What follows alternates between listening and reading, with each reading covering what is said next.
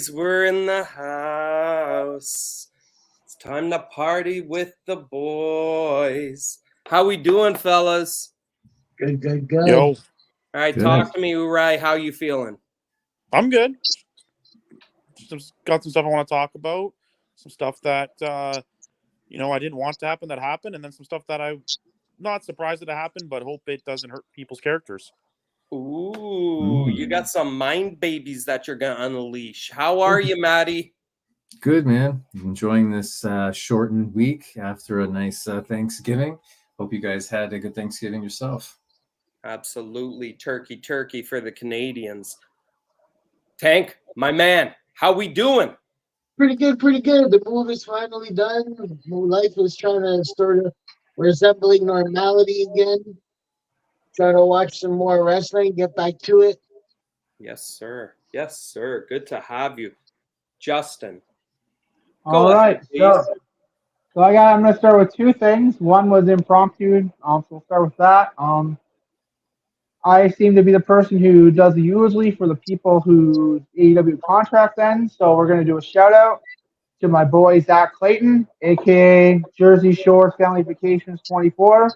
Hopefully, you will be seeing him soon at a Knights of Columbus near you. Yes. Now, for my second thing, I have a question for everybody. I need a serious answer. So we're getting close to WrestleMania 40, and I have a question. Should Io Sky and Taylor Swift main event night 1 or night 2?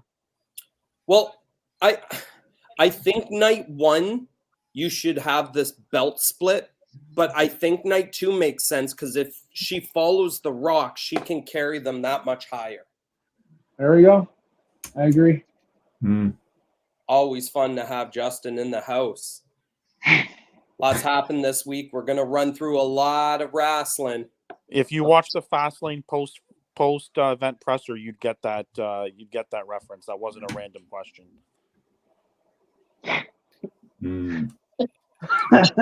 So someone asked Io Sky if she'd main event WrestleMania with Taylor Swift. Gotcha. And she says yes. Swift has to answer.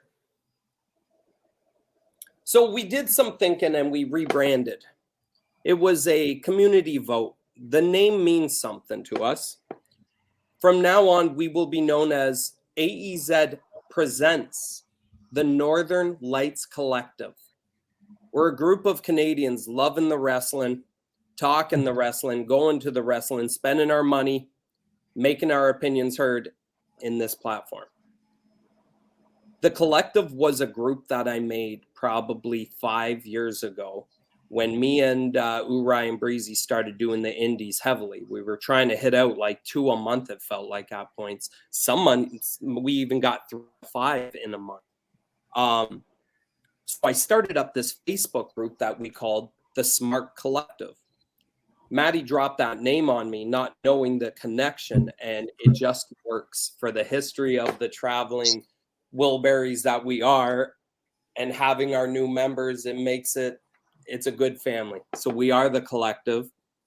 Check the brand. Message Justin on TikTok for any merchandise. Yeah. As I do mention indie shows, I actually hit one real quick with my kids in Welland. It was MWO, kind of fun show. Started off hot. Had a couple decent matches, one of them being Tarek versus Jesse Bieber, our previous guest.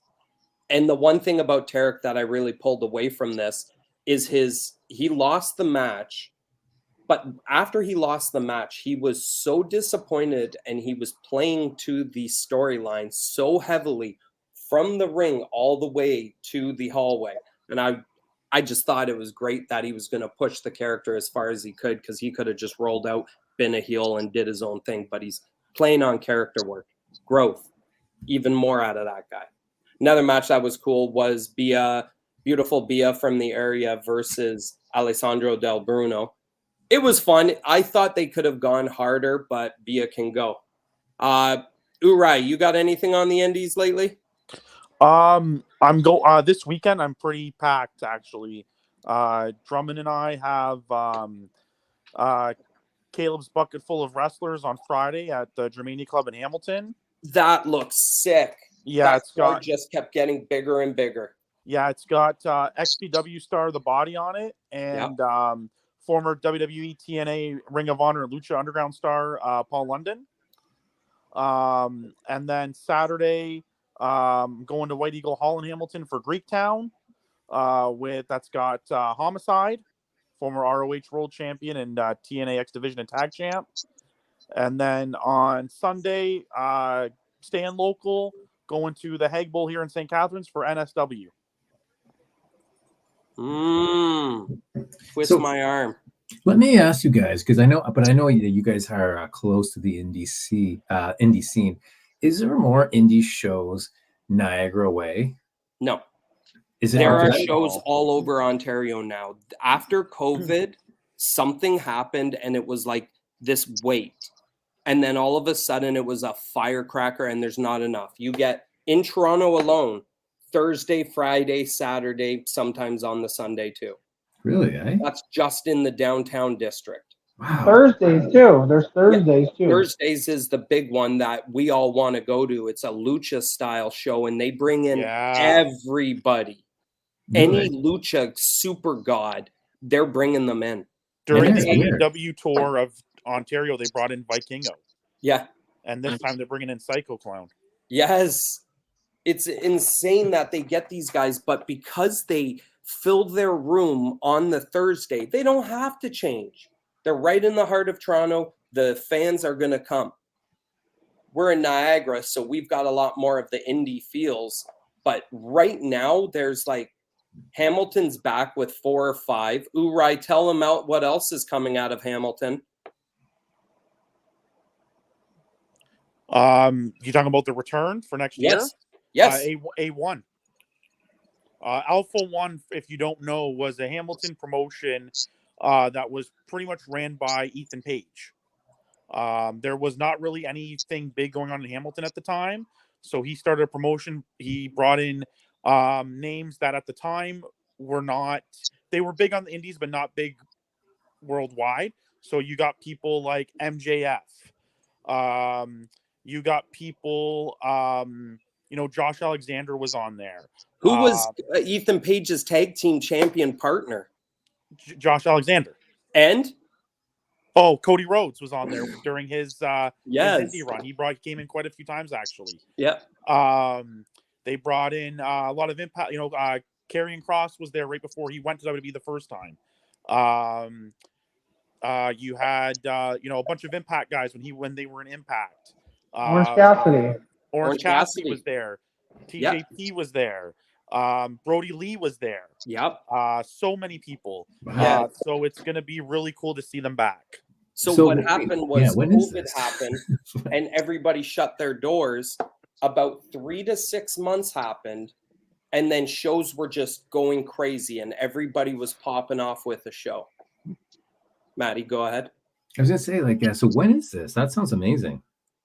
So they don't have a date yet. It just said 2024. It might have said January. Am I wrong on that? It just said 2024. I'm pretty sure. Okay. I'm going to say yes, it was January because I want it to happen now. Okay. Yeah.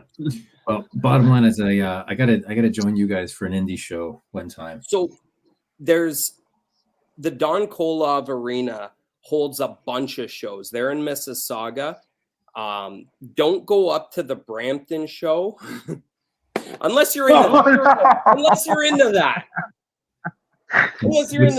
There's a lot of blood. Is it? Oh yeah, they're unnecessary weapons. My boys used to run a Fed at Brampton back in the 90s. Yes. I don't know if you guys ever heard of UWA. UWA. Like you talking about UWO, like that ran out of Mississauga or Brampton? It started in Brampton, but they started running out of Mississauga. Like the Annapolis Hall? Some shit like that, or St. John's Hall, or some shit like that. I used to go. I went to a couple of those shows. The first time I ever went, I was front row. Second time I was front row, and Chris Hero punched a fan. It got pretty wild. Oh, dude, my boy, that clip is on YouTube. My boy Nick is the security guard in that show. He's like one of my best friends. Yeah, Good shout outs. it was crazy. Yeah, So, man. Maddie, definitely come along with us. Tank, you're going to have to come along with us. There's lots For going sure. on. Well, especially Yeah. especially if there's anything in Mississauga, especially if you guys are going to come this way. Like I'm in Mississauga. So, Yeah, so I got I no problem will. for the saga. I have on. I'm gonna get back to you on the date. I think it's the 11th. I'll be in Mississauga at the Don Kolov, because Impact Wrestling is doing an 80s show there. So like Josh Alexander is coming as Tim Burr, like this lumberjack from up north. Oh yeah, it's all gimmick show with all the Impact stars, and I'm into it. I saw 25 for a ticket and VIP's a hundo. So I'll let you know when that's happening. Other than that, we do have a Neo show, but we'll talk more about that in the future. We went over to the land over the water. New Japan had a pretty decent show, as we're talking about Josh Alexander. It was his first New Japan show overseas. This is something huge. Speedball as well. I love seeing the guys there. The one guy that we need to talk about, Justin, can you help me with this? No, the newest member of the greatest stable in all of wrestling. They were at 5 guys. They went down to 4. Now they're back at 5 because of our man Yuya Uemura, formerly of the greatest tag team of all time, Joya. Yes, he's made his return and he's joined the 5 guys. Uri, you love it? You love Yuya getting spots? Yes, I do actually. Mostly because New Japan needs some new people. So I'm glad that they brought him back. Yes. As I mentioned, Josh had a match. He was teamed up with the Guns. Pretty decent match. I'm going to have to go back and watch it because I watched it live, which meant it was like, I think, 5 o'clock in the morning. Tana, Okada, and Ishii, obviously the Impact Boys had to lose in Japan. That made sense. Speedball had a showing. That was cool. You go to the main event, Evil and Sonata. My God, I love Sonata as the champion. Sonata wins. You get Naito versus Sonata next. I'm excited for this, but not as excited as I am, as Uri mentioned, the press conference. Last episode, we had to go in depth on a presser. One segment from this presser. Yeet. Let's go. Uri, what did you think about Cody and Jay? So to be honest, like the match was really good. It was a really good opener. I really enjoyed the match. I'm not a fan of Uso and Cody being the tag champs. If it's a short-term thing, okay, I'll see where it goes, but I don't want them to be the champs for very long. So the match was what it was. I mean, they're both great wrestlers, so they can put on a show. For story purposes, I think WWE kind of like kicked over their own foot and made a trip. I don't know what's going on with this. Maybe it's pushing to Jay versus Cody at Mania and sliding the Rock in. And sure, we'll be mad at it, but it gives those guys a push right to the front. I don't get it. We made the rules? What are the rules, Maddie? To be a tag team. There we go. Yeah. We need music, the same theme, and we need matching outfits, matching gear. And can we stop with smashing theme songs together, names together? No, absolutely not. Mashup theme songs are the best thing that's ever happened in wrestling.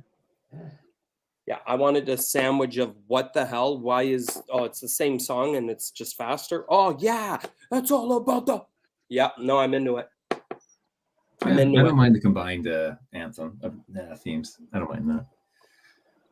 Moving along the fast lane, you got Cena and LA Knight. So how are we feeling about this push for LA Knight, Justin?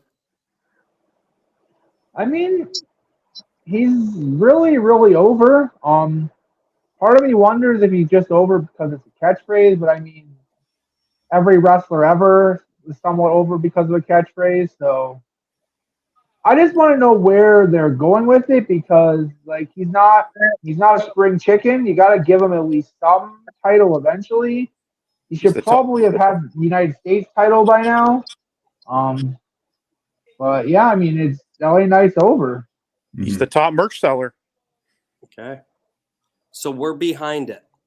And I'll just say, I don't like the face turn. I know it sounds fickle because that's my favorite word. I miss Daniel Bryan with his organic title. But fickle. Here is LA Knight. All over TikTok. Becomes a viral sensation over a weekend. All we want is LA Knight. They've completely ignored us in the past with the Rusev and the Bryan Danielson. But then here they are giving us what the mass was calling for. And all I'm feeling is dud. What do you do next with LA Knight to make his star value? Is it put the U.S. title on him? What do you do with him now? Urai? Are you talking about LA Knight still? Yes. So I'm in the assumption that he's probably going to be involved in War Games. What? Really? LA Knight in War Games? Why not? Okay. Go on. Well, I mean, by the looks of it, they're doing Judgment Day and the Bloodline versus 5 guys. So I got Cody, Jay, Sammy, Just KO, 5 guys? and LA Knight. Okay. All right. I mean, I was gonna go with John Cena, but sure. I don't think Cena's there by the time Survivor Series rolls around. I think Crown Jewel is probably his last show. I 100% actually disagree with that. Okay. Yes. Yeah, he said that basically since the writer strike is going on, he can be here. But soon as the writers go back to work, then he's gonna go back to work. Right. That's what he said in his process. But I think he's here by the end of the year. I think he's here for the rest of the year. If the writers don't go back, that sounds great. I just want to watch wrestling and hockey anyway, so I'm in. I'm kidding. I support the troops. Io wins. Seth wins. Carlitos LWO. All felt kind of predictive. I really wanted to see Nakamura win, but it didn't make sense. What do we think? We're predicting everything because didn't we call for Carlito to take over and beat up Ray in the long run? Yeah. You did mention Carlito coming back. Now, as we do have to jump into Title Tuesday, we're going to take care of AEW's other shows pretty quick. Because on Dynamite, you get the arrival of Edge. Kind of cool startup, right? You got Jericho and Kenny shake the hand. All right, the 3 Canadians. I'm loving it. I'm into it.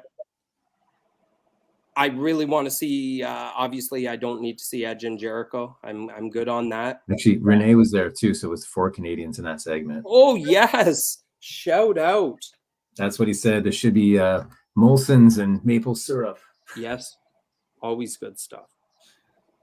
We also got the return of Wardlow, which is kind of his last thing was timing has to be right. And we did talk about Wardlow. So he's back, but what is he doing? He's just walking in and starting from scratch. He's his new haircut, whatever it is just distracting. Yep. My son even calls it out. He goes, he doesn't look like the same badass. No. That's coming from a 7-year-old. I agree with him. Yes. He's getting married. Looks like he's about to get married next weekend. Yes. Should be in the tux and everything. We go into the Golden Jets, Jericho and Kenny. Love the name. Yeah. I would love to say Justin called it, but I found out that name has been patented since he had the Cruise first year. He wanted to do something with it and never did, but kept it, which is awesome. So now start using it and get matching gear and matching song. Nice. And not a mashup. No, I'll go 8-bit Judas. I'll Ooh. take that. An 8-bit Judas entry. I think they should just switch. They should just switch it to "She's My Addiction" instead. That's fun. That's fun. So we go over to Don Callis with Jericho and Kenny getting their asses kicked by somebody that someone called on this one. The newest member of the Don Callis family is Powerhouse. Who called that? Did I mention it? I think it was you, Maddie. Because you popped it and it actually blew my mind a bit. And I was like, I couldn't be mad at that. Get him away from QTV. Let him do his own thing. He's a badass. Let him be a badass. Yeah, let him be a badass. I agree. He's like the big muscle you need for that team. So you've got all the different characters now, right? And so he did some damage. It feels like another homegrown getting a push. He should. It's good. He's a good wrestler. I think they've underutilized him or cut storylines short. So I think this is hard. He needs to have that kind of like how Christian is with Luchasaurus, right? It's that kind of big man, do as I say, do my bidding, and it's just a Hulk of a machine. So I think it's a good fit for Hobbs. I like Hobbs.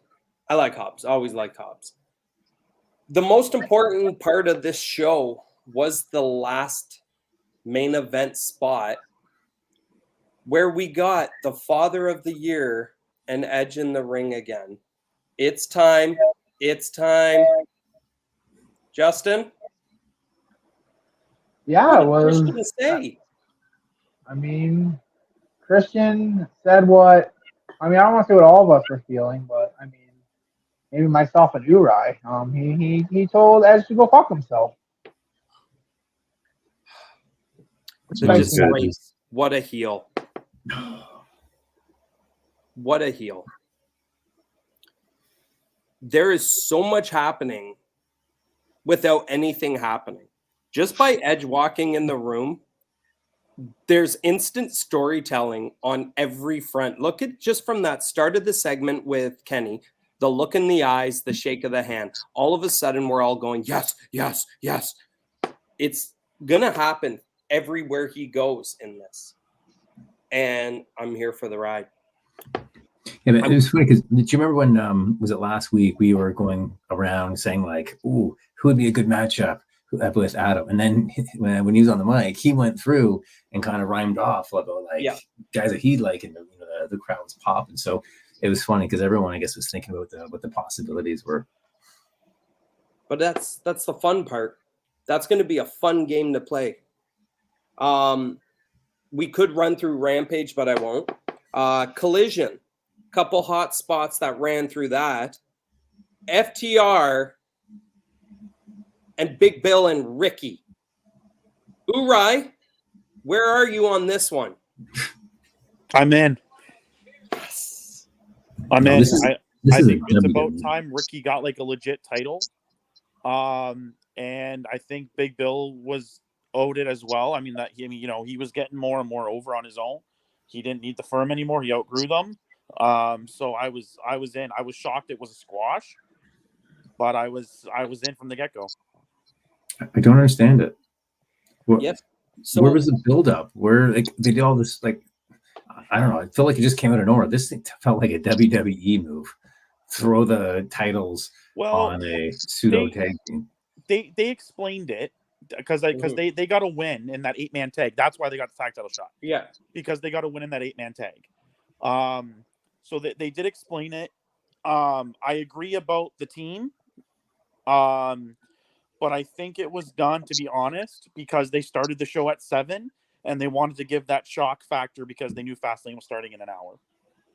Ooh. And in all honesty, historically, one of the best instant maids was Big Van Vader pinning Inoki in a squash, and nobody had any idea who the hell Big Van Vader was. He almost started a riot, and it legitimized his badassness for eternity in wrestling. So a move like that, I don't necessarily mind, although I do see your point, but it could work positively to cement them as a team to be reckoned with. They just destroyed FTR. Like, who's going to beat them now, theoretically? You know what I mean? So why those guys? I mean, FTR must have obviously agreed to that to do that, but because that's just for all the really great matches they've had recently at huge events, that for this to happen, right? So I don't know if that's part of the shock value, but there must be a good reason for them to do this for these guys. Well, for one, Ricky Starks needed a win. He's mad. He's getting mad over. He needs something. They need to reward him. Uh-huh. The other thing is, I think the squash added to, I think that they're going to play it off like FTR wasn't ready for them because they've been doing all these open challenges, and they were worried about the Bucks coming back from them because the Bucks just won that number contendership match at the pay-per-view. So they kind of just didn't think much of them. And then when they come back, they're going to have that really good tag match, and it's going to build more, and that's going to help build towards more of that rematch, I think. Actually, you know what, Uri? You just brought up something that I absolutely loved from this whole angle was the wrinkle. Like, people were like, oh, I don't know if we're ready to see FTR versus Bucks again. Are they going back to this too soon? And now it's not that. So, like, I enjoyed that.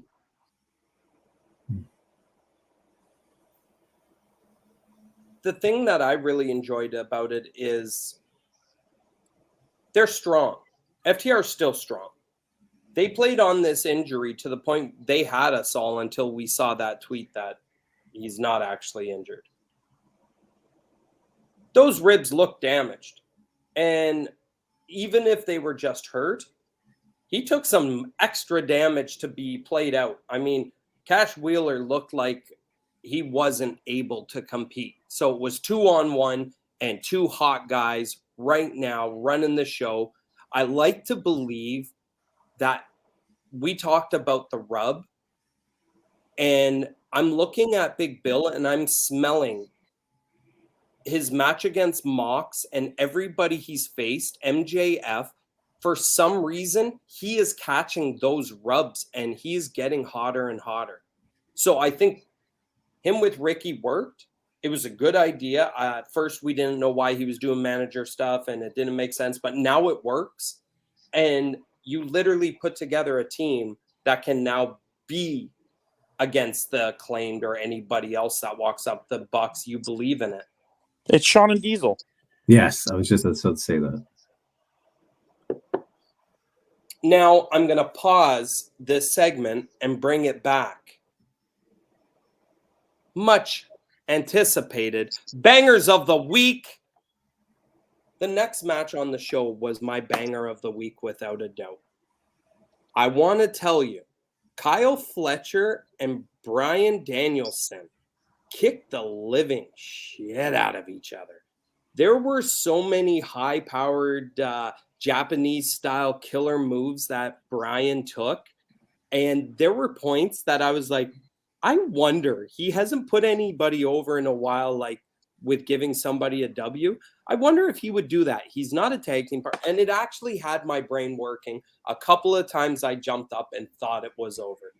That was my banger of the week. Justin, what do you got? So I'm gonna go with something different. We're gonna go to Saturday night.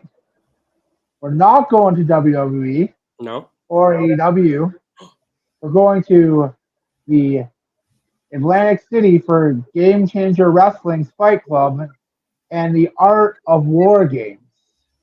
Now, what the Art of War Games is, it's a War Games match, but it's a death match War Games. And it was Team GCW, which was captained by my gang leader and yours, MDK, all fucking day, Nick Gage, against Team Forever, which is Japanese deathmatch team led by Japanese deathmatch legend Jun Kasai. And they did some things. There was they instead of the pizza cutter, which there was a pizza cutter, they sliced people's heads open with scissors. There was a spot where they did a move off a scaffold onto layers and layers of stacked up glass. And yeah, it was deathmatch brutality. It was ridiculous, and Now they're building to one-on-one match between Nick Gage and Jun Kasai, probably at spring break in April. Jesus.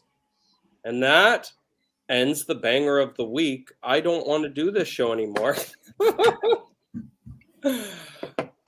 Kidding aside, Uri, you got a banger? I'm gonna say that my banger is probably from Raw last night. I did like the Uso and Cody versus KO and Sammy. Ooh, was it a banger? I thought so. Yeah, it was very good. I knew that the titles weren't going to change, but it was still very, very good. Maddie, what do you got on a banger? I got the return of the Rated R Superstar versus Luchasaurus in Adam Copeland's first match back with this new organization, AEW. So, which I thought it was entertaining match. It's got a good storyline that's happening. It's good to see Christian and Edge working together. There were still some good spots there. I thought it's nice to see Luchasaurus get highlighted and some spots there. So I thought it was good. He still got it. The crowd's still into it. It was a nice return back, and I thought it was a good return match. I agree. We're going to go into more detail when we get to the match. Hella match, though. Tank, you got something for me? I don't. You're good. You're good. Now we return to your regular scheduled programming with Timeless Tony. My God. Her match against Kira Hogan. My eyes are glued to the screen. I can't stop talking about it. The whole idea is I've discovered what's happened, and it's the perfect partnership. Everything she's doing is from the mouth of RJ City. There's no doubt about it, especially with what they were doing on the picture-in-picture on Title Tuesday. Yeah, you called that from day one. And it's more and more with this Lover's Lament. I mean, he probably would have come up with that on coffee in his underwear on a Sunday morning. There's no way RJ City's fingerprint isn't over everything she's doing. So before AEW, he's so creative, boys. He did this little piece where it was a YouTube video, and it was whatever happened to Babyface. And he played this 1950s like thespian pro wrestler, and he basically talks about how like different moves happened back in the day, and it's not like in my day type character. And it was creative, but it's not going to work in that element. Bring in Tony in, who hears this, and he's like, Marilyn Monroe, I have a whole idea. And she takes that pitch, and she's like, this is brilliant. Using his mind baby and her body may be the perfect correlation. I love everything she's doing. This madness needs to continue. The titty slaps and the booty spanks, all timeless in this match. I didn't like It could have been my banger. I didn't like the picture stuff. It made true attention away from it, and I didn't know what the frig was going on. It took your attention from commercials? Sorry, no, I want to put more attention on her. Yeah. When they said it was a silent picture, I was pissed. Well, that isn't even mine. And then I went to a little tiny little thing, and then the audio was coming from the other clip, and I couldn't pay enough attention to what the frig, like I said, was going on with Tony, and I would have liked to have had, more attention on her, especially her lower half. But even that, not since Sammy has anyone been really using the picture-in-picture slot. Writing on the cue cards was one of the most inventive positions to get his face on TV. Mm-hmm. You go over to Tony, and she didn't do anything. You didn't miss anything. It was madness. It literally was madness. She was telling a fake story with song and dance with no sound. There was nothing to it. But I feel that's a RJ City. Why don't you do this? And then it's more time in this character on camera. It smells like RJ. That's all I'm saying. I've expressed it before. I'm not a huge fan of this Tony character. Oh, I'm in. I like some of the originality. I like those, like the titty slaps, and like that's I like some of the little catchphrase phrases. But again, I called it a couple weeks back. His character changed, the exaggerations. I don't know. I'm not, and I don't find it personally entertaining. And I think that's the great thing about wrestling is we're sitting in a room where we all love wrestling. We might not like all styles, but there's always something. Edge is kicking your ass with enjoyment because it's bringing you back to Attitude Era with Christian and Edge, and you have respect there for them, right? Same thing with Jericho for me. I'm a childhood Jericho-holic. So it's like they can't do wrong, but then this is just like some lucha. I can't understand if there's no psychology to it, but it's enjoyable. And that's where I put this one. It's one of those smorgasbord pieces, and she's good in the ring. So I don't know. It still works for me. We do end with more Edge and Christian brilliance, a couple spears, kind of gearing up for the title Tuesday, which is where we'll go next. We have NXT versus AEW Dynamite on a Tuesday. Crazy. I can't believe Tony Khan would listen to Connor McDavid and move the show so he could play his game and still watch AEW on Tuesday. It's a good move on Tony. I appreciate it. Now I can watch both. I do want to run through. Zach, did you watch NXT live or AEW live? Because it wasn't like airing here, I had to watch it on the Sportsnet app, so I had to watch NXT live. Ooh. Justin, what you watch live? I mean, I only watched AEW, period. But I mean, I did watch. So yes and no. I was watching, like, I would see the clips during the commercials for AEW, and I would see the clips on Twitter for NXT. I'd kind of catch up that way. But yeah, I was watching AEW. Ditto. Yeah. Tank, you were watching AEW. I knows this. Maddie, you were watching AEW. I knows this. Yeah, and then just watch the highlights of NXT. So ratings matter. When the ratings came out today, immediately I was expecting a little bit of a backlash, but then I wanted to place proper perspective on it. I looked at the numbers, and what was it? 900K for NXT? Something like that. Yeah. 600 for AEW. Those were numbers I expected. However, how I looked at it with a different perspective is I saw 1.5 million people watching wrestling on a Tuesday. Think about that. Mm-hmm. Mm-hmm. Yeah. That was something for everybody. I looked at the shows personally. I do want to run through the game. Uri, you watched both. Correct? Yep. I watched AEW right after NXT. And what did you prefer more? Honestly, Dynamite. Okay. I honestly didn't know what to expect there, but when I watched NXT, I saw them doing things that we get mad at AEW for doing. Bringing in the big stars just to give guys a rub that they might not even have in 3 months.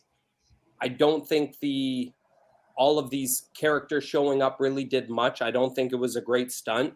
I mean, it did cut into the viewers, but in the end, I think there is a large population of wrestling fans that watched both. I mean, yeah, I mean, Cena, like the people they brought in, other than Asuka, didn't wrestle anyone, right? So, like, Cena, like, they were just there to pop a rating. They weren't there to give anyone a rub, necessarily. Like, Yeah. I mean, are we going to remember in 2 months that John Cena cornered Carmelo Hayes? Probably not. Are we going to, now we may remember American Badass Undertaker coming out, but, but I mean, we're not really going to, we may remember that he chokeslammed Braun Breaker, who knows? But probably not. So it was just there to really pop a rating. The one thing that I want to point out is, so you went over the numbers, Dusty. Becky Lynch outdrew both of them. So she really is the man. Yes. So yeah, that's the one thing I want to point out. And Becky Lynch wasn't even on the show last night. Yeah.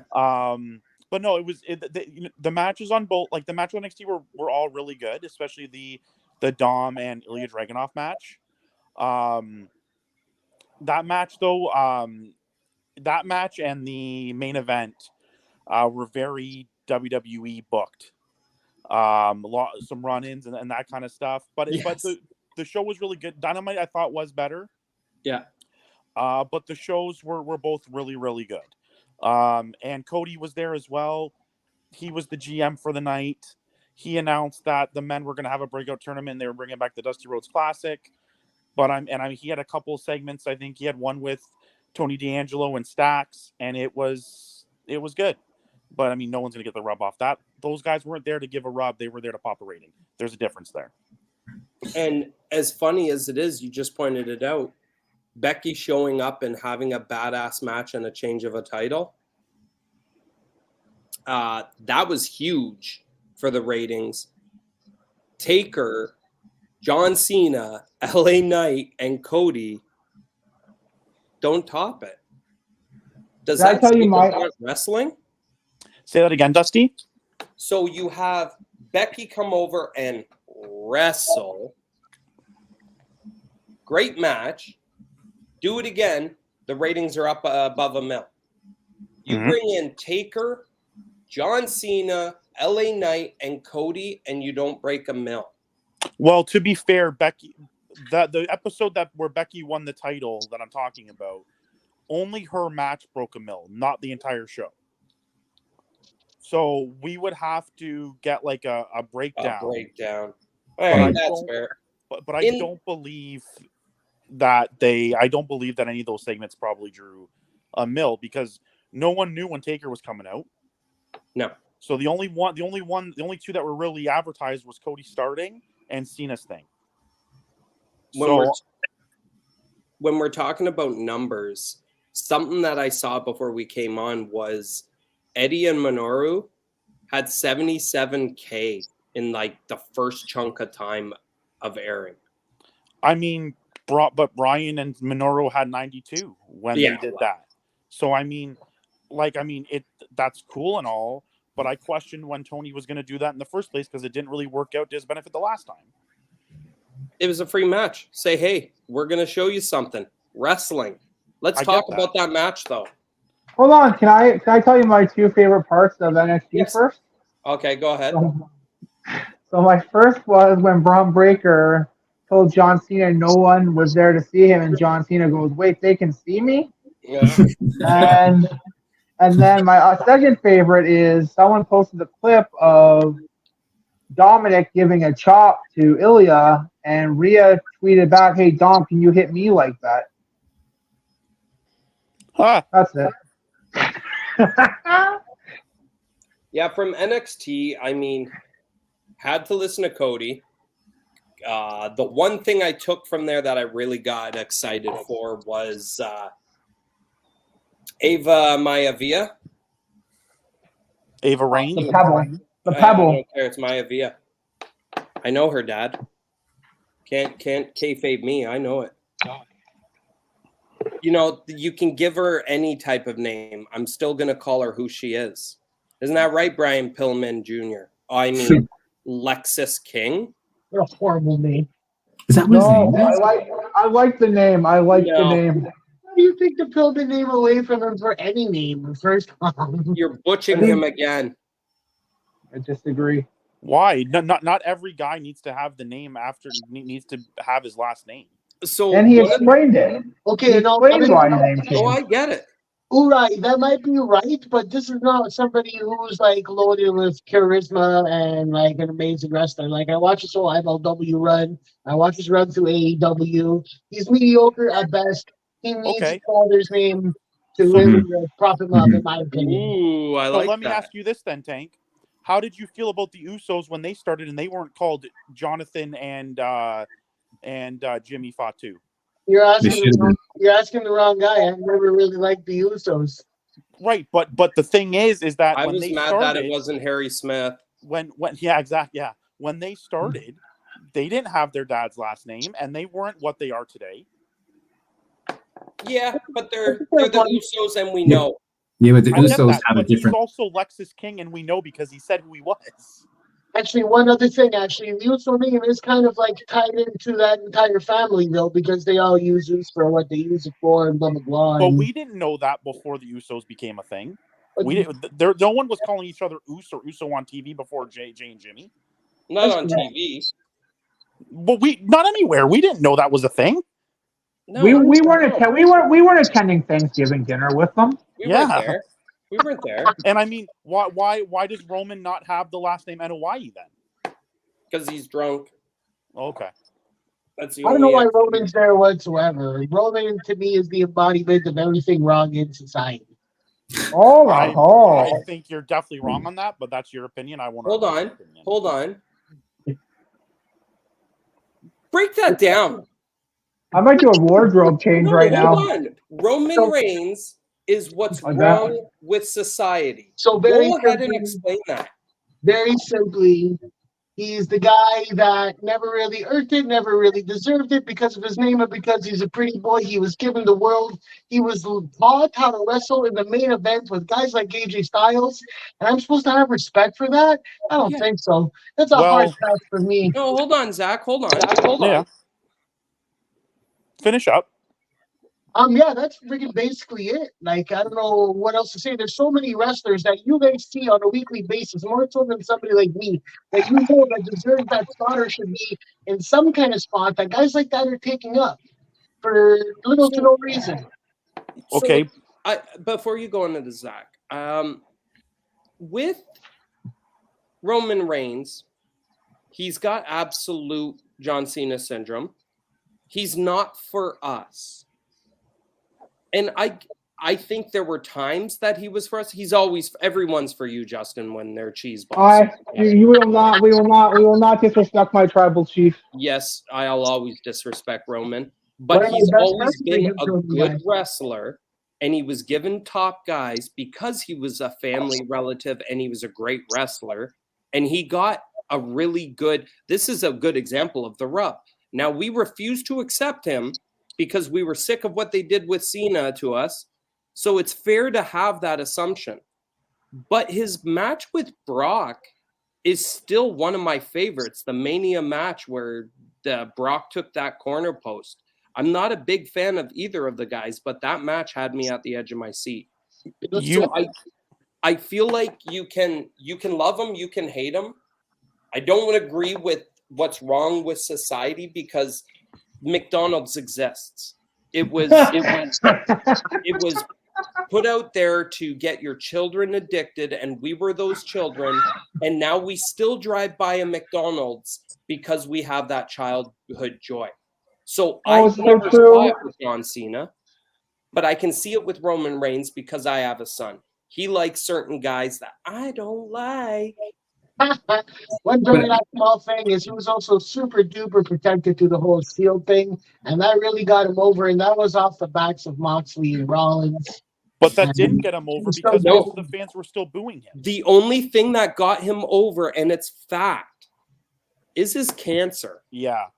Because when he was gone from the cancer and he walked back in the room, there was not a person there, and I still stand by it. This is why he gets the pass, is because he had to go through that battle, and he's back. Like Mario Lemieux returning. Yeah. He's back. Yeah. Let me rephrase my statement then. Not got him over, but put in the best position ever to get over. Like, still super duper protected. But you said his name got him there. His name didn't get him there. He wasn't. No one knew he was an NOIE. I mean, we knew, but the people cheering him. I'm not talking about the guys fans. I'm talking about the guys of the company. But okay, but do you think the 5-year-old kid knew that that the Wild Samoans are his father and his uncle and The Rock's his cousin? No. But either way, again, I'm not talking about the fans. Let me put it to you this way. Sorry, Dusty. I just want to get this out real fast. I saw an interview a little while ago. It was with Bailey.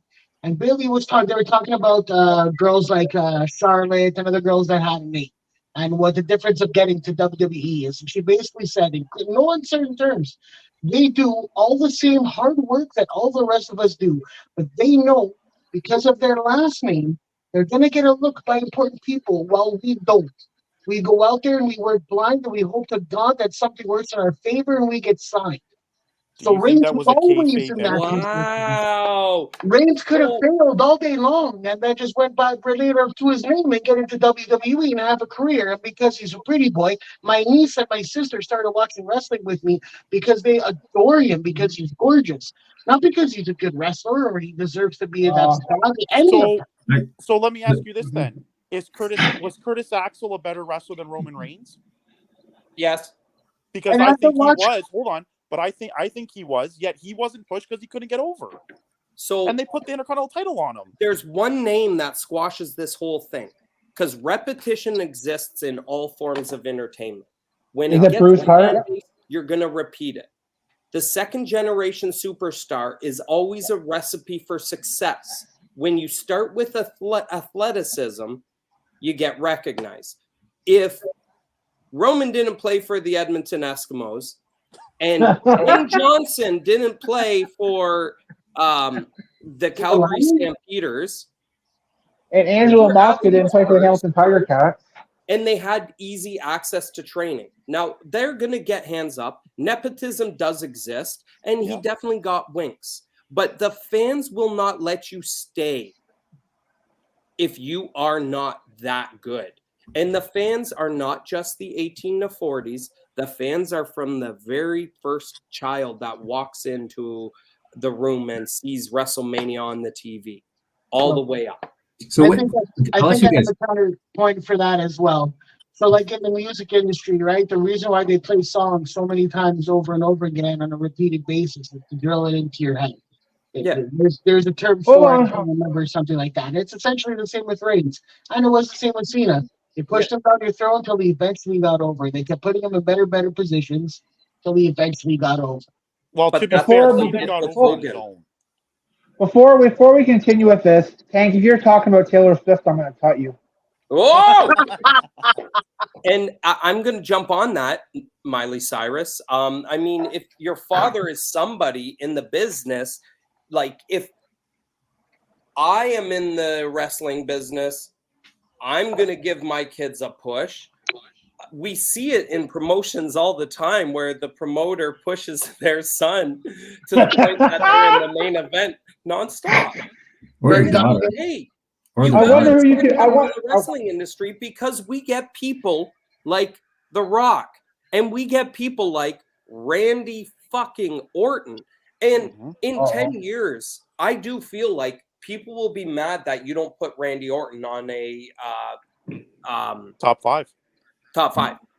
And I mean, nepotism is far more than WWE. Larry Zbyszko became a world champion because his father-in-law is Vern Gagne. Everybody with okay, so when you start in wrestling, you got to have some type of gimmick. You got to have something. If you already have a name power, turn it up to 10 and you're in the WWE. So we're going to see that. And that's sad for all the wrestlers that are not in that position. But get better. The guys that are in that position that don't have the nepotism, the Stone Cold Steve Austin. That guy literally had to scrape to get his positioning, and he had no nepotism. I have a hot take on Austin, too. Oh, no. Austin's just the example. We can go over to Kenny Omega, who has no nepotism. Don Callis isn't his uncle. That's not real. Okay. Wait, he isn't? So, Kenny Omega. Chris Jericho's dad was in hockey. He never affected his wrestling career. Except for financially. What was that? Financials is different than nepotism. I know. I'm just throwing that in as like a little side note. Like it's a little easier when you come from money too.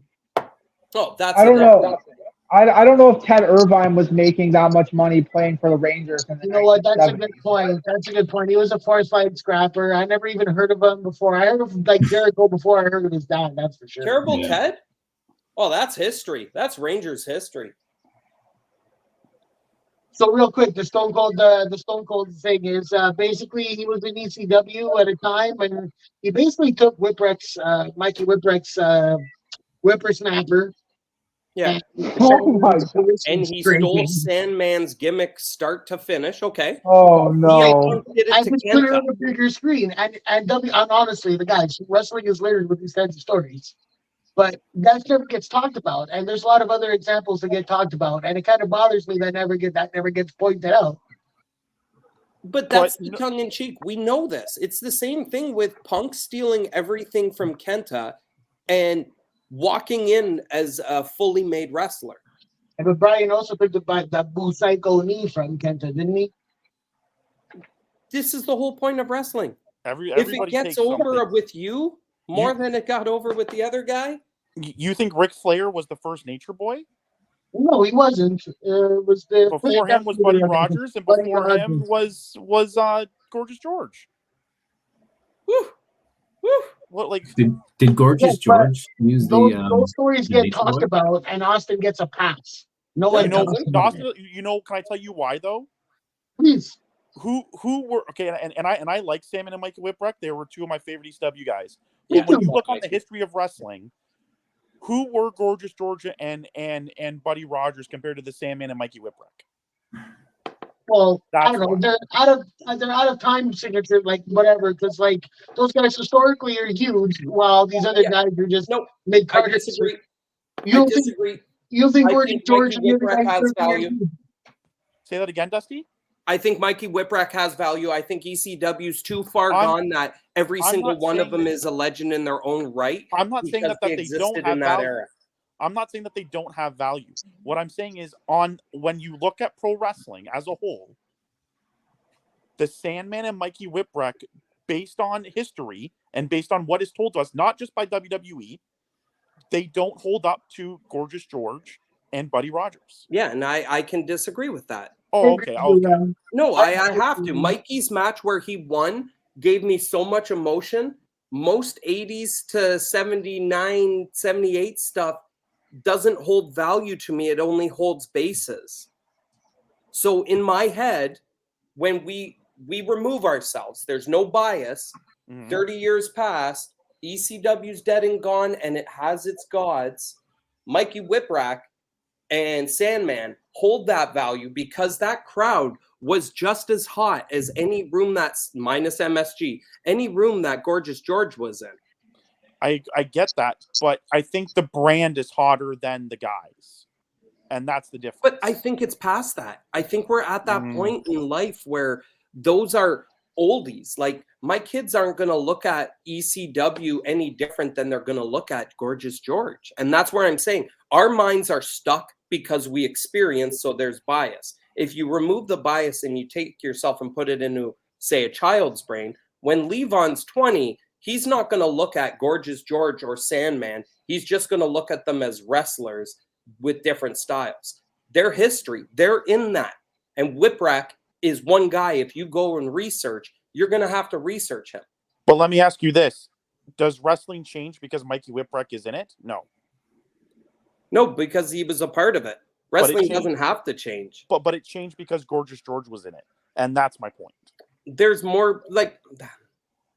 If you're talking to the stage of the gimmick was put out a long time before.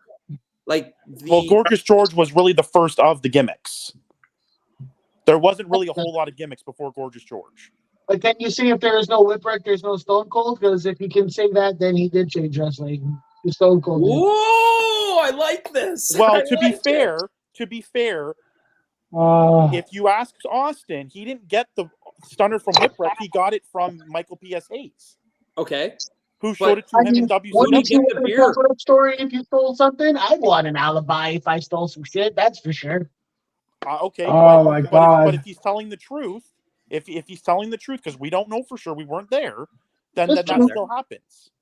It is an assumption, but the timelines line up, and if it walks like a duck and quacks like a duck, the timelines line up too with his story because his first finish was the $1 Million Dream. So, even after that, and that's why you don't send to ECW because that gimmick blew. Say that again, bud. That's why he got sent to ECW, because that whole $1 million ringmaster He gimmick. was in ECW before he was before he was the ringmaster. Yeah. He went Well, from then I'm a little bit off on my timelines then. yeah. No, he came as ringmaster after his ECW, had to play the stupid gimmick for a little bit, and then he snapped off after his match with Jake the Snake, right? Mm-hmm. And that's where Austin begins. But I absolutely agree that he stole those ideas and put it on a main stage and brought it to being today a still top 10 seller of merchandise. He's the number one all time.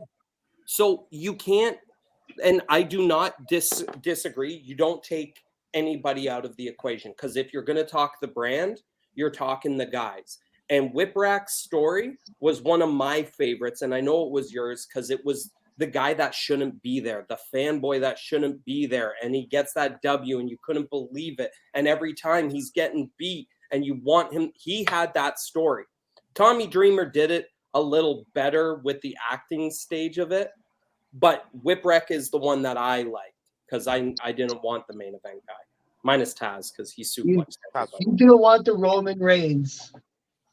No, I was never a Roman Reigns guy. That like Jericho's my top guy for a reason. I don't need him to be on top. I was always a mid-card guy. Even in my WWE days, I would never go Hogan. I would go down the line. I would go Savage. Yeah, it was. If you were the only one that got the exception was Brett, because Brett was almighty. Because he was. There's another second generation guy, Randy Savage. And then I just said Bret Hart. Yeah. And I prefer Lanny. Shut. Hey. Yeah.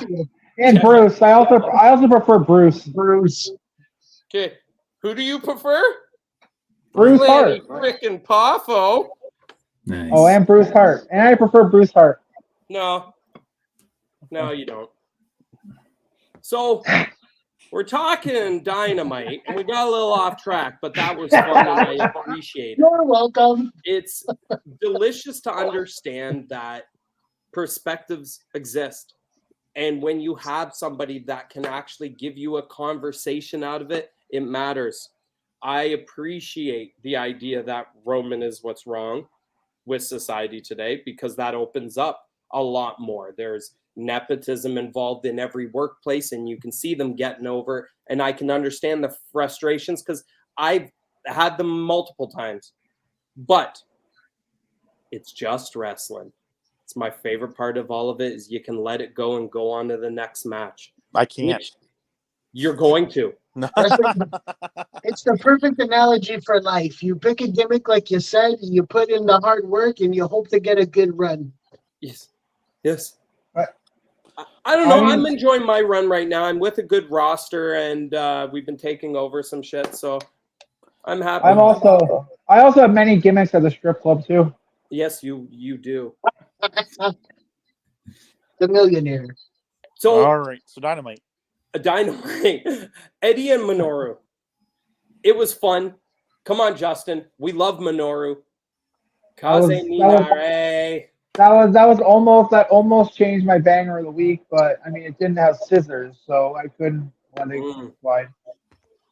It was fun, and I said it before, anytime anyone has Minoru in there and there's respect in the ring to give him that North American exposure, it makes me happy because this guy's been a legend, and I'm knowing more and more when people don't know certain guys from Japan because they only stuck to the WWE manifold that was offered here in North America. But then, whoa, what's wrong with Tajiri? Not Tajiri. We're getting out of there because Tajiri was awesome. There were Funaki. Come on, give me who's got the blonde tips? Taka Michinoku. Oh, I love Taka Michinoku. Who's my favorite? What about Kenzo Suzuki? I love Kenzo Suzuki. Takuchi. Who's Well, the as one you- with as the you were saying tattoos there, on Brad. his all over his body? Who's the tattoo down his face? Hakushi? Yeah. Oh, Yeah, I used to love that gimmick, actually. The guy that was with Prince Albert. Oh, yeah, Sakamoto. Don't ask me why I know all this. Please don't ask me why. I love it. I call him the encyclopedia for a reason. Yeah, Hakushi in Muda's last match, or the bye-bye match with Darby and Sting. That was fun. So funny. That was We're fun. we're calling this episode off the rails. I'll take it. I love the off the rails. Never mind. It's off the rails with Michael Landsberg. Yeah. I dare you Americans to understand that one. Oh, So we move on. We find out Mox is out. And I ain't mad because who's in, Justin? Orange Cassidy, Yeah, baby. Yeah, the best. baby. It's complete. We move on to a match that I've wanted for a while. Justin still doesn't love Swerve. Swerve and Bryan Danielson. Maddie, how do you like that one? That was good. The crowd was really into it. I think he held his own. I think Danielson actually liked working with him. I thought it was a good match. When was the last time Swerve had a bad match? He has stepped it up and complimented everyone's style lately. Like I think that's what he's being rewarded for. You throw him in, you're starting to go like, is there anyone he can't go toe to toe with? Nope. So I like what they're doing. I like they're really building him up.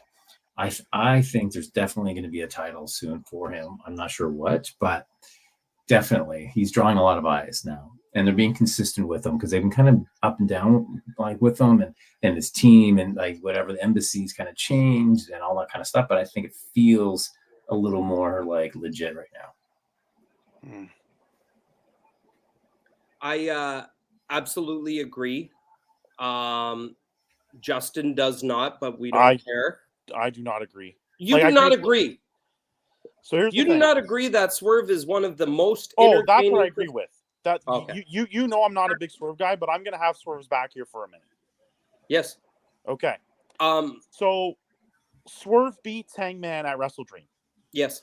Now I understand why he didn't beat Bryan Danielson, because Swerve vs. Christian isn't gonna sell for Collision. If anything sells, it's not gonna be that, and I get that.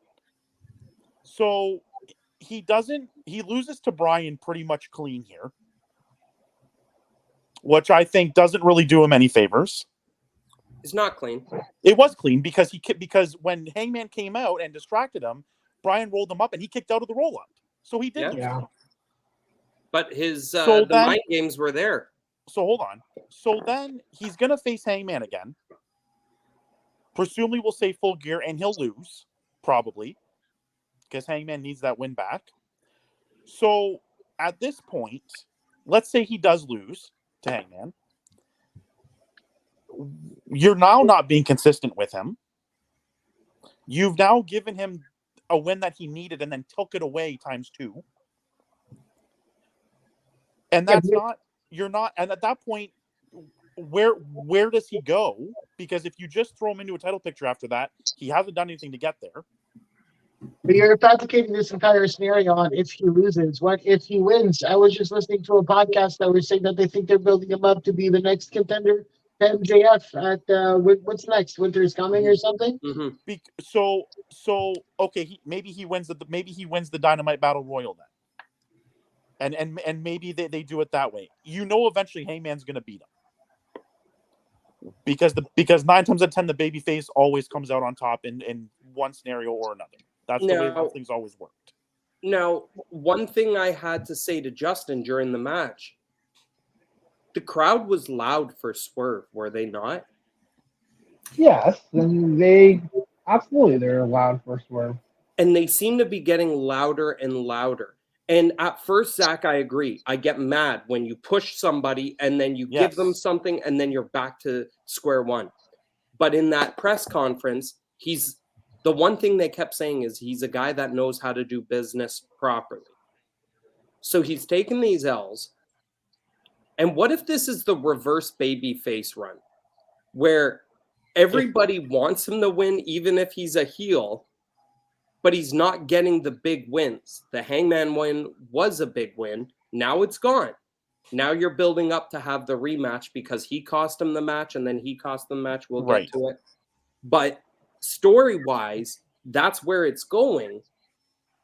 And we want him to win because he's so good against everybody. We want him to win. Do you see? They've got us with a hook on him. And he might even realize that before we do. What I would have done, personally, is I would have had Hangman beat Swerve at Wrestle Dream. I would have had Hangman in that match with Brian. I would have had Swerve cost Hangman. I would have had Swerve beat Hangman at Full Gear. Then I would have had Swerve beat Orange Cassidy at Winter is Coming for the international title. And then at maybe Double or Nothing, I would have Hangman beat Swerve for the title. Because now you build back up Hangman and you built Swerve. And then Swerve can go on and challenge for the world title after that. Sure. I would have done the whole thing when him and Darby kept being the last man standing. I would have given Swerve Orange Cassidy's reign. Right. He's not at the point. He's not at the point yet where a loss is going to be okay for him. So this stop and go isn't going to work for him in the long run unless you pull the trigger soon. But then at the same time, we were always mad that they kept botching the finishes with WWE, and now they're giving us decisive finishes. But what do you mean? What do you mean by botching the finishes, though? Well, what did Pat Patterson, the Gaga, like you go for? There's no winner. It's an interference. There's I don't care about that. But but the thing is that if you're going to make him beat Hangman and then he's going to lose his next 3 to 4 matches after you just gave him the one win that he needed to start a run, then he's going to be back where he started before Hangman. He's going to be back to where he started when he was losing Orange Cassidy all the time. Now we do know, like he said, he knows how to do business, and maybe he's just doing his business and he knows when it's going to come. We don't know. With the AEW, it's always funny because by the time Collision starts, we might have the answers. Yep. That happens a lot when we have these conversations. We go to the next match. That hurt. I was sad. I couldn't believe how they did it. Oh, okay. Yeah. Jericho versus Hobbs. Now, we talk about the guy getting the win. Uh-huh. We talk about the young talent getting the push. We talk about a rub. Hobbs and Jericho. Where does Hobbs go from here, though? That's where I still feel the jury's still out on that. Wherever the frig he wants to. And I hope that answer is what's going to happen. At the end of the day, you have so many guys in the main event. You can't keep pushing everybody. Like, you got to focus on a small handful of guys and then kind of rotate them in and out. Yeah, so, no, you're right. I don't know what exactly you expected. I just hope that he doesn't go missing in action and Andretti. Oh, stop it. I agree, Drummond. I agree. I just think that was a bad choice of people to try and give a rub to. I don't know what they saw on Andretti where they wanted. That was a Jericho call. Oh, yeah. I still don't know what he saw, though. That he was going to be the 1-2-3 kid to Jericho's Razor Ramon, man. I don't think he saw. I don't think he knows what he saw either. What, in Action Andretti? Yeah. Action Andretti was a prop in his storyline that nobody can remember. Exactly. He was not the 1-2-3 kid. He was legitimately a jobber. He went into the room and said, I need a jobber. He saw Action Andretti and pretended he's seen a match of his. But that was the 1-2-3 kid's entire story. He was a jobber. They signed him. They still used him as a jobber, and he beat Razor. That's the entire Action Andretti story.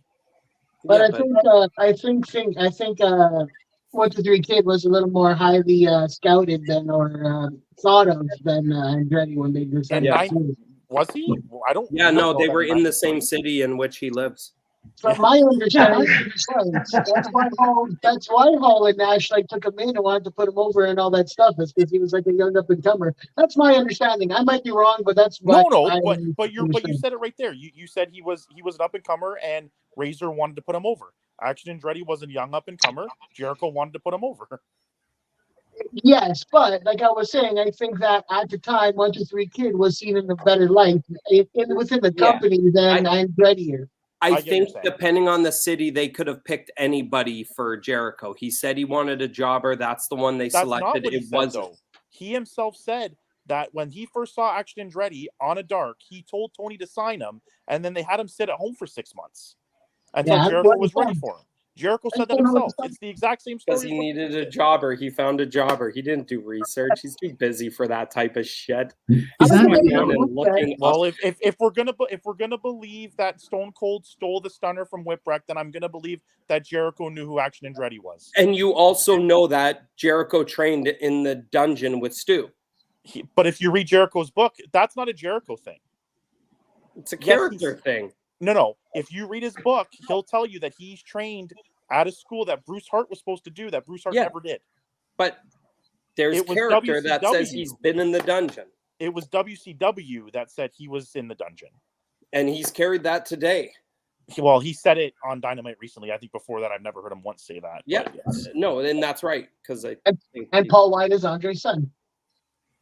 Yes. Oh, yeah, that's Yes. true though. That's actually That true. is true. Yeah. Hard fact. Actually, I love Big to get to be that size. Big Show talked about that when I met him, and it was pretty fucking funny. I'll run into Roddy's house as fast as I can because it's a segment. It's kind of fun. The only thing I can stand in these segments is I think somebody else is going to come out hotter. Matt Taven doesn't do a friggin' thing. And I think Bully Ray said it, that when these segments are on, all he can do is stare at Taven and Bennett. Dude, Yeah. I love it when he calls people Melvins. I Yes. love his look. I love his mic work. The ring work, I'm not 100%. Like, I he's don't solid. know it as well. I know they're solid. I just don't know. I think, especially the other guy, Bennett, I don't like the wiener punch and that kind of stuff. But that's more for the kids, and I can recognize that. But yeah, no, I think Taven has star quality myself, like 100%. Like, I'm already on board. I just like that crawl from Son-in-Law grew some muscles. Nice. Nice. I just want to see more of the stroking of the giraffes. Yes, and that's Yeah. the most important thing. I almost put this as my banger of the week.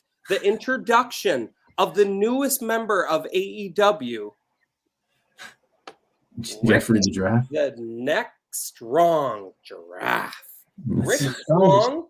I have been checking AEW shop every day to see if Rick Strong is for sale. Because why? Because he can. He picked up a giraffe and then he ran with it, and it was the funniest thing on that entire piece. I Do you guess His think- that name? What are they calling the giraffe? Rick Strong. Rick Because you Strong? know, a giraffe's neck is so strong, they fight like this. Yeah. Do you And the think next- they called him Rick because of the short form of that name? Dick Dick- Strong? Oh, Yes. yeah. Hmm? Oh my Because I god. sat there and thought of that, and that killed me more than I'm anything else. happy that's where your head went on that. Of course it did. Richard Strong, the Yeah. next strongest animal in the world. Ah. Yeah, Dick Strong, the giraffe. Not After even- that, after that segment, we go into a banger of a match. The usual. We've seen it before. Justin. I mean, so like the international title was, let's just call it up for what it is. After Orange Cassidy lost it, it was cursed. John Moxley got hurt. Then Phoenix got hurt apparently last week as well. So at this point, like I think where it's just a butterfly effect, where it just put it back on Orange Cassidy to fix whatever problem in the universe happened by him losing the title in the first place. I love your perspective on this. I love that thought process. Like, it's a butterfly effect. Bad things happen when you take off the belt. Put it back on him, damn it. Put it back on him. I'm here for it. Let's go right back to it. The character work he's doing where he was missing his title and he actually cared about something, there's something to that matters. I'm into it. Let's go put the belt back onto him and let's just go back week by week. Phoenix was the greatest international champion of all time. Shut your mouth. No, he was. I'm going to tell you why he was. He only had it for a few weeks, and he wrestled names. He didn't wrestle people like AR Fox. Why are you shitting on AR? I'm just saying, dude. I know what you're saying. Thank you. I'm not shitting on AR. I'm just saying, like, Do you know why Phoenix fought names? why? Because they were trying to decide who they should give it to. You know why? You know why? I mean, maybe. You know why he fought names though? Because I hope it's because they're going to start putting people that matter in those matches, Hey, and did you guys, not people like Serpentico.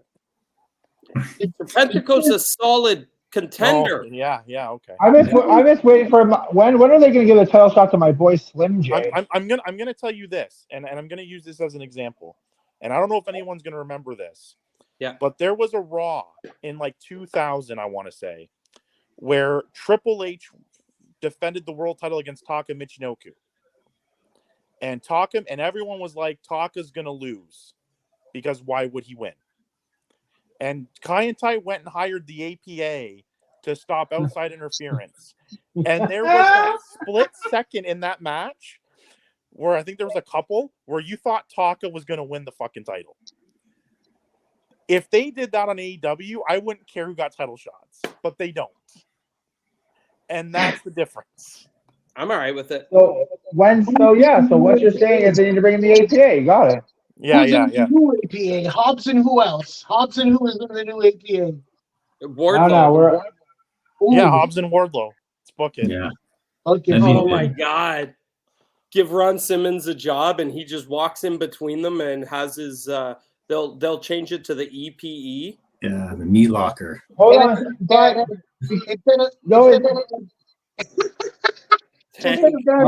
Shucks.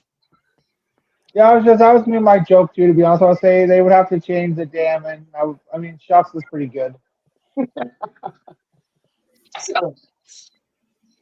Okay, so we go on to the next, and it's Wardlow again with another Powerbomb City, blah, blah, blah, run out of the ring. What do you think, Tank? Are they misusing them? Do you care? Or are you waiting for something to matter? I mean, especially one of my boys was really high on him at a point in time, thought that the rocket was strapped to him, nothing was going to stop him.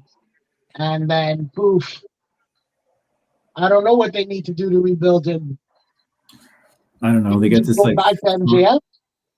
Fonzie versus Goldberg kind of look, like with that hair. I think they're doing that Goldberg thing where he kind of comes in, just destroys, do a couple of quick moves, really emphasize those hits, and get out of there.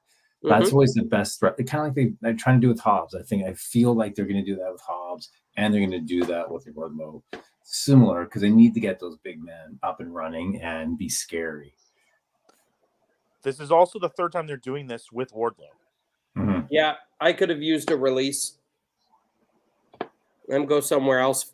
Again, I still think he should go back with MJF, but MJF, I guess, doesn't need him. And I mean, to be honest, though, MJF doesn't need him, but does he now need MJF? Yes. Yes. Yeah. That's the thing. And if you're going to pull the trigger on this MJF face turn, then it's going to work. Because now MJF doesn't have Adam Cole, and he needs friends. Yeah. Yes. Who was his first friend? Wardlow. Max Caster. Oh, sorry. Next segment. Yeah. So are we going to discuss that whatsoever? Okay, then I'll wait for that segment. Yeah, we're running right into it real quick. We go Jay White versus Hanger. And that was awesome. What a match. What a match. What a match. A mighty good match. Excuse me for a minute, boys. Nice. He caught me. The match was hella good. We get the response from Swerve. All right, now there's something there. But then we get MJF out on the ramp. Hold on, because we talked about the entrance for so I mean NXT also had a guy come out on a motorcycle. Why can't we talk about the guys on AEW coming out on the tricycles? Do you know what? It reminded me of Crush and the DOA. 100%. This is what I need. More Attitude Era. Mm-hmm. No, it was good. It was funny. The match was good. The most important thing was MJF when he saw the quarters. It was like instant head games. Don't you son of a, and throws the mic down. Yeah, that was awesome. Telling the same story, but with a different lens, right, Zach? Yep. So you're into it. I knew where he was going with it. I'm not Yes. like they used it in a different way, so it's okay. But He didn't come out and cut the same promo. Am I right? He used the right hand of God with quarters before, right? Who? Yes. Juice. Yes. I remember Yes, him using it on Darren Young. Yes. I But don't that- remember it in AEW. No, you're right. But this is the thing too with the quarters is the role of the quarters is an old school heel tactic that Yes. was used in the 80s. He's bringing it back, Uh-huh. and they turned around and tied it into the MJF thing. Yes. And that's It's awesome. Dynamite Kid and Rougeau all over again. I hear you. Yes, I love it. Or Dusty Rhodes and the Four Horsemen. Ooh. So See? did you guys hear about the whole anti-Semitic thing that's happened because of that angle, which was kind of upsetting me, to be completely honest? The what? I Yeah, don't think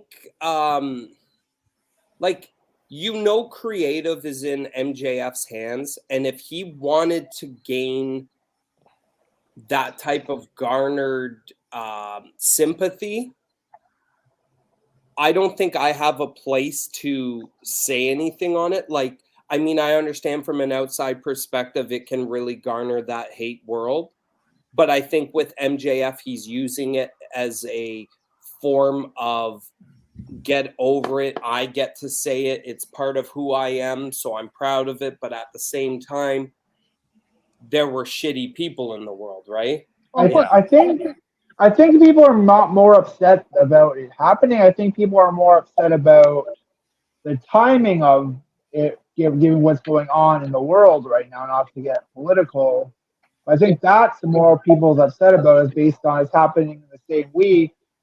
All that shit's going on overseas.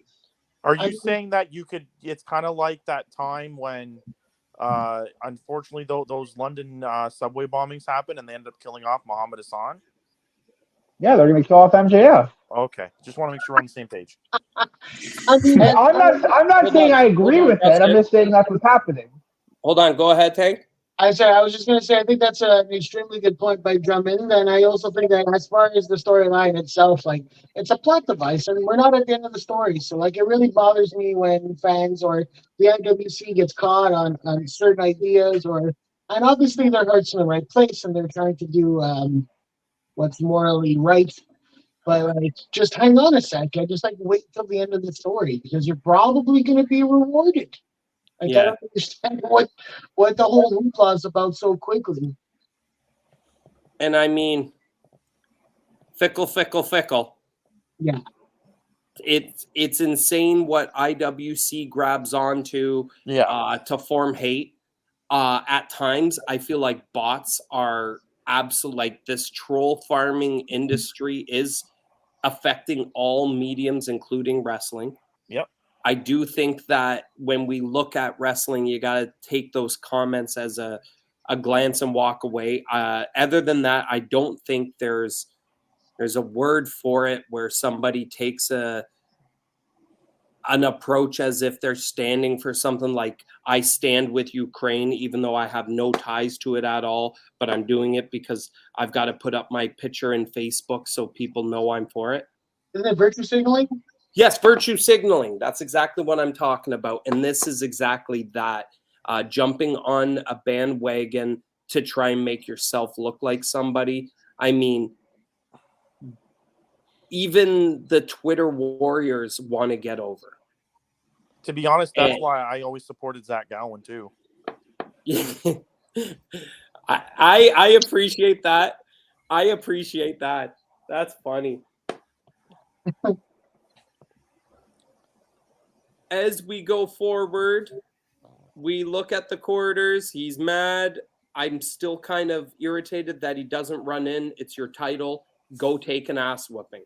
That's just it. If it's me, that would have been awesome if he did that. Because then if he's trying to garner sympathy, that would have worked. And that was what I was waiting for. get your ass kicked unless they're playing the we're gonna wait. Now he's getting his ass kicked, and now he has somebody to run in. And we're almost there, boys, because I love this shit. So then we go over to the next match where Shida does the carbon copy of Orange Cassidy, where the belt goes where it should be. I mean, this feels like a month and a half ago that Orange had the title, Shida had the title, and things were okay. I'm okay with it. So we all know how much I love Sheeta. I actually disagree with this one. I think they should have just kept it on Soraya. Soraya at this point.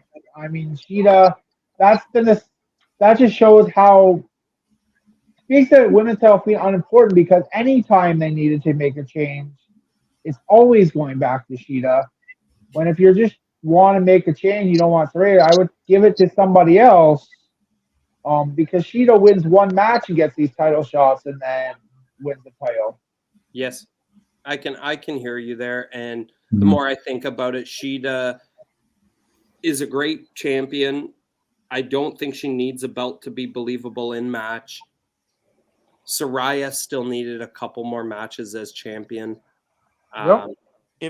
If they were going to take the belt off Soraya, from a storyline perspective, why didn't they just give it to Tony?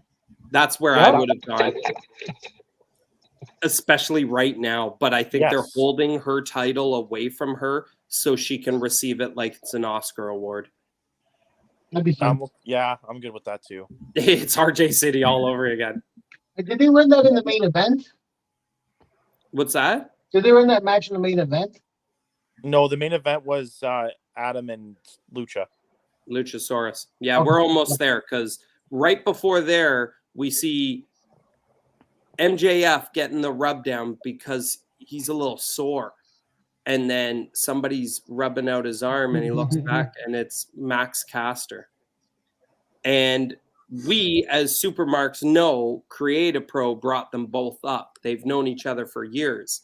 The Twitter world knows that every time MJF posts everything, some uber homoerotic response comes from Max Caster. And it's always responded with 3 water drops. And we all know what that means. That's his boyfriend. What does it mean? Yeah, I'm going to walk away from that one. I've got like 30 ideas to respond, and it just gets us canceled in our 11th week. MJF had one of the worst gimmick names I've ever heard of before in Creative Pro, I believe it was, before he became Maxwell Jacob Friedman. What was it? Pete Lightning. I like that. I actually kind of like that. But you love cheesy shit, so I could see you liking that. But that's the perfect like indie right out of wrestling school indie wrestler name though. Jericho, what was he? Max Power or Max Damage? Jericho? Yeah. Max Power was somebody else, I'm pretty sure. I think Jericho was always Jericho. No. I think Max Power was a Simpsons character. No, he was. Max Power, it's the name you cannot touch. Yeah. Max Damage.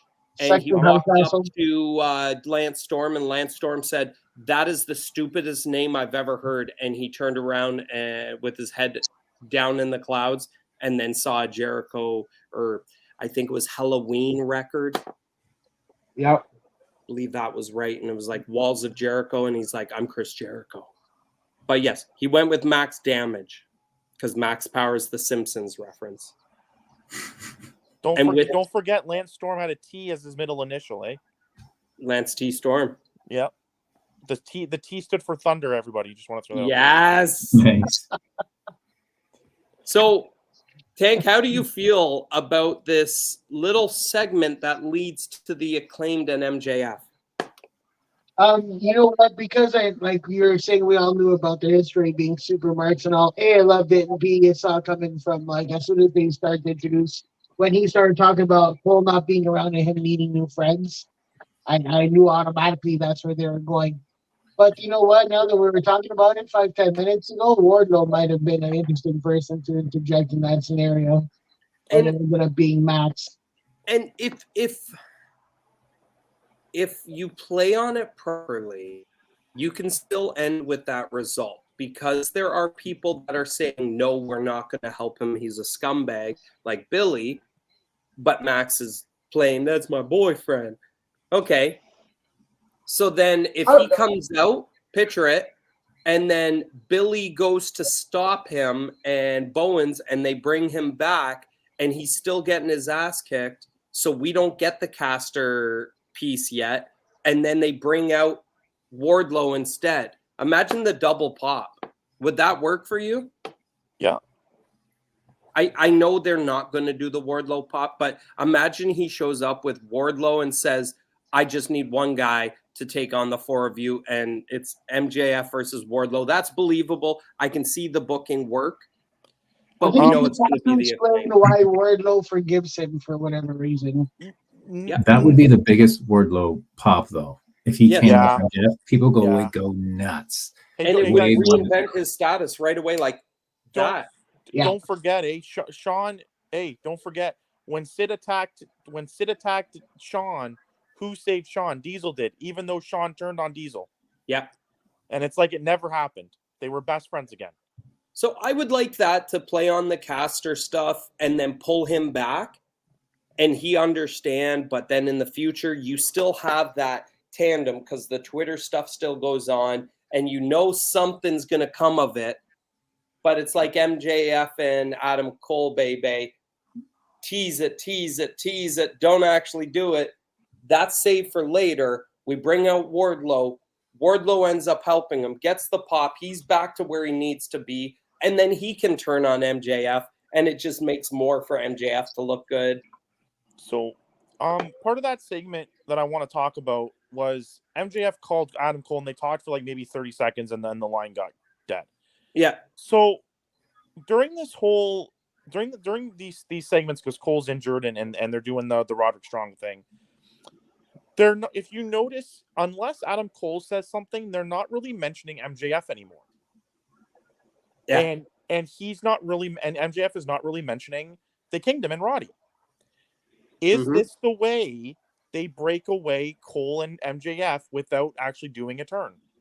I think the opposite. I think they're doing a little bit of the magician shit. Look over here when what's happening is really over here. I can see that. Okay. My biggest takeaway from these Adam Cole and Strong segments is you've got a couple injured wrestlers getting TV time. Well, of course, absolutely, and that's awesome when they can still do that. Yeah. The other thing I want to touch on just hold on before we go forward. You got the boys in there. Why the hell can't you have Kyle O'Reilly walk by a window? I don't even want him to be in the segment. Just randomly he walks by, or he brings in the mail, throws it down on the counter, and walks upstairs, and nobody says a word. That'd be awesome. That would be.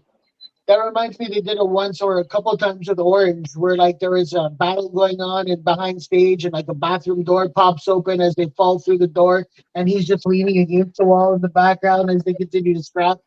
Like that was WWE was doing this recently, and we were there for it. I also have a takeaway too. So like I don't know, do they not know how surgeries work? Because Adam Cole keeps saying that he needs to get the surgery. They do know that a surgery has to be scheduled, right? So Adam Cole just can't show up at the hospital and expect the surgery to be there at any time. Thank you. So in kayfabe, you got to wait for the surgery. What's happened after COVID, there's lineups way out the door. Within kayfabe, they're filming it all in one day, Justin. Like it's like the passport office. So to bring this back to the MJF thing, do we like? So whatever happened with the guys that attacked Jay White? We're still waiting on it. Was it? So I have a question because I don't remember. I don't know if I heard this correctly. Because they did the thing where Jay White kind of returned and attacked MJF from behind and took the belt. Did he not say, was it not all a ruse and they were the ones that attacked MJF was the Bullet Club? What do you mean? When Jay White came back out and attacked MJF from behind last week and took the belt and stole the title, did they not insinuate or say that Jay White never really got attacked? It was just the Bullet Club in those masks? I never heard Oh, that. I never I don't caught think that. so. No. Okay. I think that's still part of what we were talking about a couple of seconds ago with the look over here. Like, we're going to distract you with this other little crappy stuff and kind of let it cool while we build it back up. And I think we're going to get the real. If The that's the surgery case, stage. Cole's not hurt. Cole was the guy in the mask. And I think they're going to play that out a little Okay. further down the road. I think that's my. oh, and that could be true. I mean, unless they're tied together, I think you're building too many storylines around one person. And But the only thing fair. they could have done something very easy, and I don't know why they didn't. So you get the limo driving away with the Bullet Club, and then in the shadows you have the Devil Mask guy. Like, you Yeah. need to tease that a little more, and I don't know why they wouldn't have a touch of it on a big spot like Title Tuesday. well, I mean, is this like Vince booking and it's just forgotten about now? No, I don't think it's forgotten about. It's either going to be released guys waiting for their time up, or it's going to be Andrade. Well, we're 2 weeks out and we still haven't heard anything about it. So not a word, not even a single letter. No, we haven't. But we know it's still a thing because we get those type of I mean, excitements. yeah, it's a thing. Like Action Andretti was a thing 2 weeks later. No, that's different. No, we don't know if it's different. And if it isn't different, that's disappointing, and we'll see. I agree. Rated R Superstar versus Lucha main event. Who we already had Maddie tear that apart real nicely. Put a bow on it, Tank. What did you think of the match? I'm an old man who fell asleep while watching it. So somebody else might have to tie the bow on this one for us. Listen, I'm an old man that fell asleep, but then I got up at 5:30, made a coffee before any of my children were awake, and put the phone right at my coffee cup and watched the match. Nice. So I hear ya. Justin, how did you feel about Edge and your beloved Big Brother alumni? Luchasaurus. I mean, it was a really good match. I mean, my issue was never that Edge was going to have bad matches. I really liked the spear off the stairs. Yes.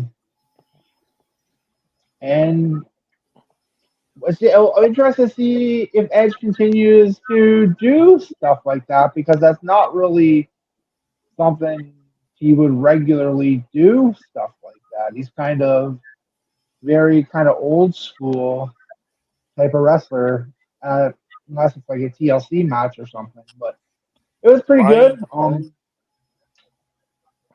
Go ahead, Uray. No, finish up, Drummond. Sorry, I didn't really have anything else to add. You gave him his period. Pardon? You gave him his period. He stopped talking. Go ahead. I'd be really good if he never did a superplex again. Those, I talked about it before about those. Like, it always happens in Jeff Hardy matches, but I do find myself doing it here too. Brian Danielson is another one that gets me.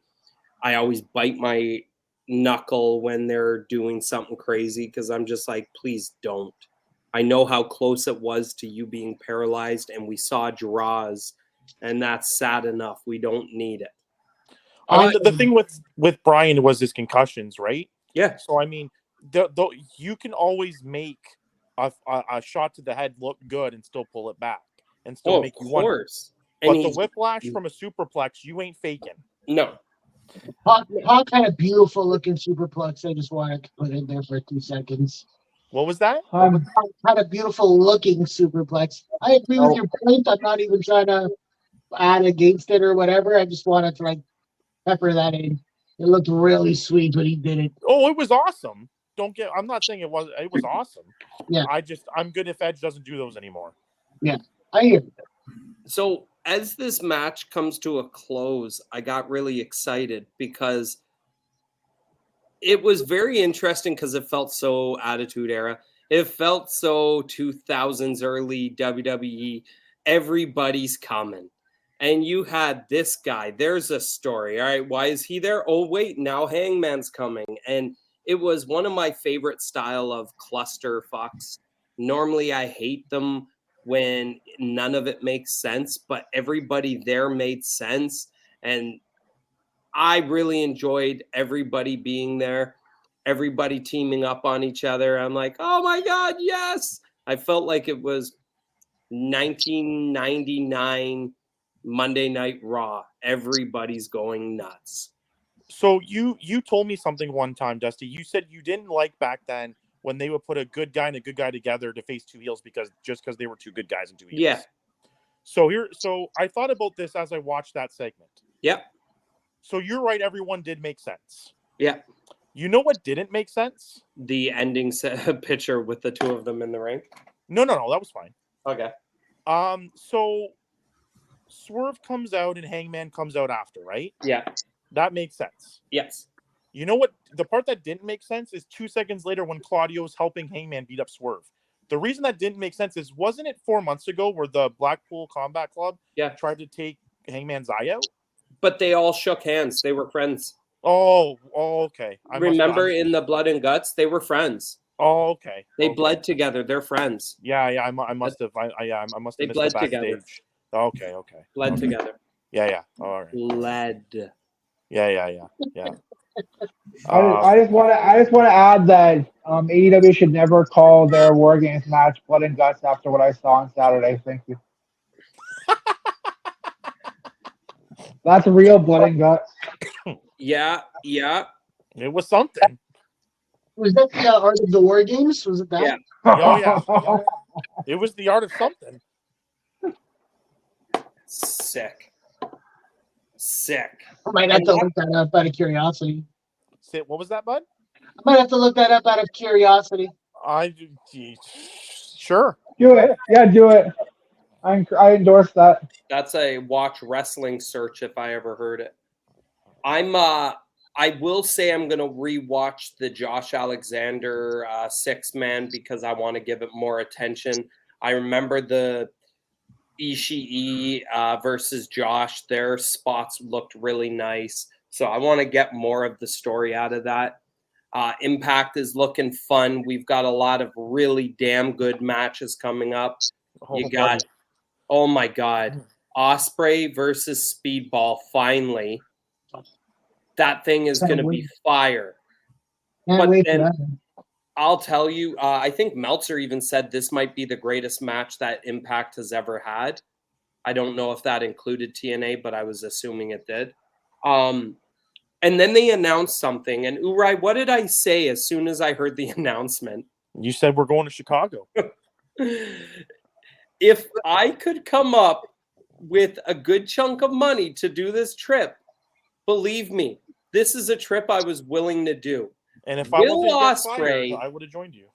Versus Josh Alexander in the Fallout following taped show. It's going to be the TV taping after Bound for Glory. Yeah, I hope that it's a schmoz and it leads to another match where it's a heavy. Well, do we know who Will's facing at Turning Point when they go to London? And that's where my heavy is. Okay. The last time Josh did a schmoz, I'm still waiting for it, and that's the rematch with Ken Shamrock. Yeah, 100%. 100%. I'm still angry about that too. Don't worry. I would watch it, and I would hope they pull stuff from the past and just chair shot the shit out of them. Jesus, like The Rock did? I'm sorry. Yeah, like when The Rock killed him? Jesus. And he said, swing for the fences. He said, if you don't hit me with that chair, I'm going to get up and I'm going to hit you. Bam! Oh, I love that. That's a chair shot you should watch and repeat, Drummond. Yes. Yes. I'm okay with that. I'm okay with not doing that. Have you seen that one before? Of course I have. Oh. No, I don't think anyone could get away with not seeing The Rock smoke. I feel like there was another moment. Who was hitting Mankind into oblivion?